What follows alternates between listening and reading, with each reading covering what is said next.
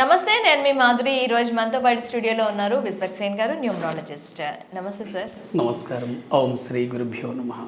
Sir, అసలు ఈ celebrities కానీ నార్మల్ పీపుల్ కానీ అంటే ముహూర్తం చూసే పెళ్లి చేసుకుంటారు కదా, అలాంటి ముహూర్త బలం నిర్ణయించిన డేట్ వాళ్ళ లైఫ్తో ఎందుకు అలా ఆడుకుంటుంది? ఎందుకు విడిపోతున్నారు?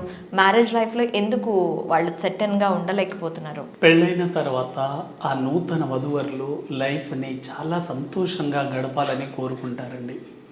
కానీ ఏ వ్యక్తి గొడవలతో కానీ, విడాకులతో కానీ, కోర్టు సమస్యలతో కానీ విడిపోవాలని కోరుకోరు. ఎస్. మరి ఇంత మంచి ముహూర్తం చూసి పెళ్లి చేసిన తర్వాత ఎందుకు గొడవలు వస్తున్నాయి, ఎందుకు ఆర్థిక ఇబ్బందులు వస్తున్నాయి, ఎందుకు సంతాన సమస్యలు వస్తున్నాయి అంటే వీటికి అన్ని సమస్యలకి ఒకే ఒక్క కారణం, మ్యారేజ్ ముహూర్త దోషం. అయితే చాలామందికి వచ్చే సందేహం ఏమిటి, ఆల్రెడీ పండితులు కానివ్వండి వీళ్ళంతా చూసే పెడుతున్నారు కదండి అంటే, పండితులు పెడుతున్నది ముహూర్త బలం పెడుతున్నారు, కానీ ముహూర్త బలంతో ఆ రోజు డేట్ని కూడా పరిగణలోకి తీసుకోవాలి. ఓకే. మీరు ఎప్పుడైతే డేట్ని కూడా పరిగణలోకి తీసుకుంటారో అప్పుడు ఆ డేట్ ఎఫెక్ట్ మీ డేట్ ఆఫ్ బర్త్కు మ్యాచ్ అవుతుంది. ఓకే. చాలామంది మనం ముహూర్తం పెట్టేటప్పుడు జనరల్గా ఆ రోజు మ్యారేజ్ ముహూర్తం ఉందా లేదా అని చూసుకుంటారు. ఆ ముహూర్తం అందరికీ పెట్టేస్తూ ఉంటారండి. ఆ వ్యక్తి డేట్ ఆఫ్ బర్త్కి మ్యాచ్ కావాలి. ఆ వ్యక్తి డేట్ ఆఫ్ బర్త్కి మ్యాచ్ అయినప్పుడు చాలా బాగా సక్సెస్ కలిసి వస్తుంది. కొంతమంది అన్ని రకాల ముహూర్తాలు చూసుకుని పెళ్లి చేసుకున్నా విడిపోతూ ఉంటారు. కొంతమంది ఏ ముహూర్తం చూసుకోరు, ఎక్కడో ఒక టెంపుల్లో వెళ్ళి లవ్ మ్యారేజ్ చేసుకుంటారు, చాలా బాగుంటారు. కారణం ఏమిటంటే ఆ డేట్ యొక్క ప్రభావం ఉంటుంది. అయితే ఇంట్లో కొంతమంది ఏమంటారంటే, పెళ్ళైన తర్వాత ఈ అమ్మాయిని కలిసి చేసుకున్న తర్వాతే మా అబ్బాయి లైఫ్ చాలా డౌన్ అయిపోయింది, ఈ అమ్మాయి రావడం వల్లనే మా ఇంట్లో ఆర్థిక సమస్యలు మొదలయ్యాయని చెప్తూ ఉంటారు. ఈ అమ్మాయి రావడం వల్ల మీ ఇంట్లో ఆర్థిక సమస్యలు ప్రారంభం కాలేదండి, మీరు చేసుకున్న మ్యారేజ్ డేట్ వల్ల ఇటువంటి సమస్యలు వస్తున్నాయి. అయితే ఎటువంటి డేట్లలో మనం మ్యారేజ్ చేసుకుంటే ఏ సమస్యలు వస్తున్నాయి అనేది మనం చూద్దాం. కొన్ని రకాల ఒక 10 రకాల నెగిటివ్ మ్యారేజ్ డేట్స్ చెప్తానండి. ఆ డేట్లలో ఏ వ్యక్తి అయినా మ్యారేజ్ చేసుకోకూడదు. ఓకే. ఆ డేట్లలో కనుక మ్యారేజ్ చేసుకుంటే 100% కుటుంబంలో గొడవలు రావచ్చు, కుటుంబ సభ్యుల నుంచి దూరం కావచ్చు, ఆర్థిక సమస్యలు రావచ్చు, అనారోగ్య సమస్యలు రావచ్చు, ఉద్యోగ వ్యాపారాల్లో మీరు అనుకున్నంత స్థాయిలో మీ గ్రోత్ అనేది ఉండకపోవచ్చు. ఓకే. ఎటువంటి డేట్లు అవి చూద్దాం మనం ఒకసారి. చూడండి, ఈ మ్యారేజ్ డేట్స్ పరంగా చూసుకున్నప్పుడు very very very very dangerous marriage dates అండి. ఓకే. చాలా వరకు భార్యాభర్తలు ఇబ్బంది పడుతున్న మ్యారేజ్ డేట్లు ఇవే. మీరు కావాలంటే మీ కుటుంబంలో కానీ, మీ ఫ్రెండ్స్లో కానీ, మీ చుట్టుపక్కల వాళ్ళ జీవితాన్ని మీరు ఒకసారి గమనించండి. చాలామంది క్లయింట్లను చూసిన తర్వాత వాళ్ళ లైఫ్లో పడుతున్న ఇబ్బందులను బట్టి రాసిన డేట్సే ఇవి. మీకు ఏ బుక్స్లో దొరకవండి ఈ డేట్స్ ఇవి.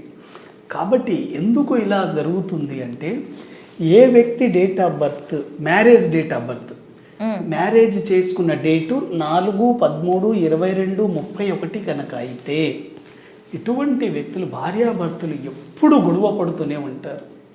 కారణం ఏంటి అంటే 4వ నంబర్ రాహు. 4వ నంబర్ చాలా చాలా చాలా స్ట్రగ్లింగ్ ప్లానెట్.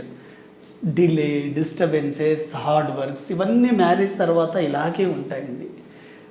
చాలామంది మనం పెళ్ళైన తర్వాత చూస్తుంటాం, ఎన్నో రకాల గొడవలు పడుతూ ఉంటారు కదా, అటువంటి వాళ్ళంతా ఈ డేట్ ఆఫ్ బర్త్లో ఉండేవాళ్ళే. అదే రకంగా 7వ నంబర్ సిరీస్. 7వ నంబర్ సిరీస్ అంటే ఏంటి? కేతు అండి. కేతు దేనికి సంబంధించింది? స్పిరిచువల్కి సంబంధించింది, మ్యారేజ్ నంబర్ కాదు. కాబట్టి ఎవరైనా సరే 7, 16, 25లలో మ్యారేజ్ చేసుకోకుండా ఉంటేనే మంచిది. స్పిరిచువల్గా వైఫ్ అండ్ హస్బెండ్లో ఎవరో ఒకరు అయిష్టతగా ఉంటారు మ్యారేజ్ లైఫ్ మీద. భార్య అయినా అయిష్టతగా ఉంటుంది, భర్త అయినా అయిష్టంగా ఉంటారు. లేక పెళ్లి చేసుకున్న ఎటువంటి సమస్యలు లేకపోయినా భార్యాభర్తలు ప్రొఫెషనల్ రీత్యా దూరంగా ఉండాల్సి వస్తుంది. కాబట్టి 7వ నంబర్లో మాత్రం పెళ్ళిళ్ళు చేసుకోకండి. చాలామంది పెళ్ళైన తర్వాత పుత్రశోకం ఉంటుంది, అంటే పిల్లలు పుట్టి చనిపోతుంటారు. ఇటువంటి వాళ్ళందరూ కూడా 7, 16, 25లో మ్యారేజ్ అయిన వాళ్ళే. కాబట్టి 7వ తేదీలలో కూడా పెళ్లి డేట్స్ అంత మంచిది కాదు. అదేవిధంగా 8 అండి, చాలా చాలా చాలా కష్టాలు పడుతున్న జంట ఎవరంటే 8, 17, 26 తేదీలలో పెళ్ళైన వాళ్ళే. వీళ్ళ లైఫ్లో పెళ్ళైనప్పటి నుంచి ఆర్థిక సమస్యలే ఉంటాయండి వీళ్ళకి. 8, 17, 26 తేదీలో పుట్టిన వాళ్ళకి ఆర్థిక సమస్యలు, ఆరోగ్య సమస్యలు, సంతాన సమస్యలు, ఉద్యోగ వైవాహికంలో సమస్యలు, అన్ని రకాల కష్టాలను భరిస్తుంది 8, 17, 26. అదేవిధంగా 5, 14, 23 తేదీలు ఇవి వేటికి సంబంధించింది అంటే బుధుడు మనకు వచ్చేసి మెర్క్యూరీ. అయితే ఎక్కువ వరకు మనకి పెళ్ళైన తర్వాత ఒక 5 ఇయర్స్కో 6 ఇయర్స్కో పిల్లలే కాదు ఇటువంటి వాళ్ళకి. కారణం ఏంటి? వీళ్ళకి ఎక్కువ సార్లు అబార్షన్స్ అవుతూ ఉంటాయి. కాబట్టి ఈ 5 నంబర్ అనేది వైఫ్ అండ్ హస్బెండ్ రిలేషన్లో కొద్దిగా దూరాన్ని పెంచుతూ అబార్షన్స్ అవ్వడానికి ఎక్కువగా ఉంటుంది. ఈ డేట్లో ఒకసారి మీరు కూడా అనాలిసిస్ చేసుకోండి. ఎందుకంటే మీరు ఏ వ్యక్తి చెప్పినా కూడా ప్రతి విషయాన్ని గుడ్డిగా నమ్మొద్దు, అనాలిసిస్ చేయండి. దీంట్లో ఎంతవరకు నిజం ఉంది, ఇది చెప్తుంది నిజమేనా కాదా అనేది మీరు కూడా అనాలిసిస్ చేసుకున్నప్పుడు అప్పుడు మీరు చాలా చాలా విచక్షణ కానీ విశ్లేషణ పెరుగుతుంది. అయితే ఇప్పుడు వచ్చే డౌట్ ఏంటంటే, సార్ చాలామంది ఈ డేట్లో మ్యారేజ్ అయింది కదా, మళ్ళీ ఏంటి వాళ్ళ పరిష్కారం అనేది అడుగుతారు. ఇటువంటి నెగిటివ్ డేట్లలో గనక మీకు మ్యారేజ్ అయితే మీరు టెన్షన్ పడాల్సిన అవసరం లేదు. ఎందుకంటే నేచర్లో ఒక ప్రాబ్లం ఉందంటే దానికి సొల్యూషన్ కూడా ఉంటుంది. ఎవరికైనా సరే ఇటువంటి నెగిటివ్ డేట్లలో మ్యారేజ్ అయితే 4, 13, 22, 31, 7, 16, 25, 8, 17, 26లో కనుక మీకు మ్యారేజ్ అయితే దీనికి అత్యున్నత పరిష్కారం మరుమాంగళ్య ధారణ. పెళ్ళైన జంటలు వైవాహిక జీవితంలో ఏదైనా ఒడిదొడుకులు ఉండి ఇబ్బందులో ఉంటే జీవితంలో అన్ని రకాల సమస్యకు ఏకైక పరిష్కారం మరుమాంగళ్య ధారణ. మరుమాంగళ్య ధారణ అంటే ఏంటంటే ఆల్రెడీ మ్యారేజ్ అయిన జంటకి మళ్ళీ రీమ్యారేజ్ చేస్తారు. ఒక మంచి ముహూర్తం చూసి తాళి మారుస్తారు. దాన్నే మరుమాంగళ్య ధారణ అంటారు. ఇది ప్రతి సంవత్సరము 3 డేట్లు వస్తాయి. ప్రతి సంవత్సరం ఓన్లీ 3 డేట్లే వస్తాయి. 2025 సంవత్సరంలో సెప్టెంబర్ 1, 10, 19 తేదీలలో ఇవి రావడం జరుగుతుంది. అయితే మన సాంప్రదాయం ప్రకారము, హిందూ సాంప్రదాయంలో మరుమాంగళ్య ధారణ అనేది తిరుపతిలో చేసుకుంటే చాలా పవర్ఫుల్గా కలిసి వస్తుంది. ఎందుకు తిరుపతినే ఎంచుకున్నారు అంటే తిరుపతిలో నిత్య కళ్యాణం పచ్చతోరణం 365 డేస్ మ్యారేజెస్ జరుగుతూ ఉంటాయి. కాబట్టి 1&1 కోడ్లో కనుక మీరు మ్యారేజ్ చేసుకుంటే మీకే కాదండి, మీ ఒక్క గ్రోత్కే కాదు, మీ పిల్లల భవిష్యత్తు మీద కూడా రీమ్యారేజ్ అనేది ఆధారపడి పనిచేస్తుంది.